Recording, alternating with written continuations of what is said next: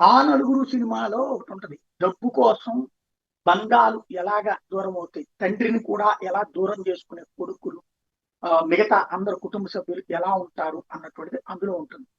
ఆ అది డబ్బులకు సంబంధించినటువంటి పేదరికానికి, మధ్యతరగతి జీవితాలకు సంబంధించి.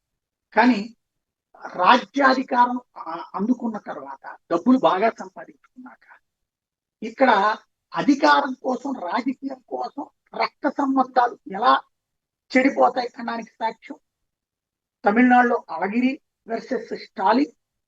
అలాగే ఆ ములాయం సింగ్ తమ్ముడికి అన్నకి మధ్యన వచ్చిన విభేదం, కొడుకు నాన్న కోసం బాబాయిని వేధిస్తున్నటువంటి అంశం, లాలూ ప్రసాద్ కొడుకులకి సంబంధించిన అంశం, మన షర్మిలా జగన్ అంశం, కవిత కేటీఆర్ అంశం.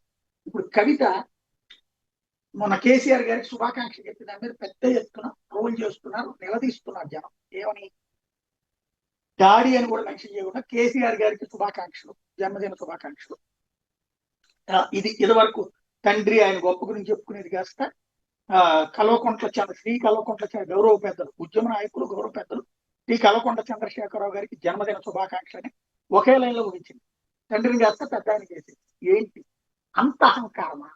డబ్బు ఆ తండ్రి ఇచ్చినటువంటి పేరే, ఆ తండ్రి ఇచ్చినటువంటి భిక్షే ఆవిడ ప్రజాప్రతినిధిగా వచ్చింది. ఆవిడ రాష్ట్రానికి చేసింది ఏమీ లేదు. తండ్రితో సాధించినటువంటి పోరాట ఫలితాన్ని సంపాదించుకుంది. చివరికి అధికారం కోసం, రాజకీయం కోసం ఆ తండ్రిని కూడా అంత చులకనగా చూసేటటువంటి స్థాయికి దిగజారిందా అన్నటువంటి ప్రశ్న తెలంగాణ ఉద్యమకారులు ఉంటేనే వస్తాం.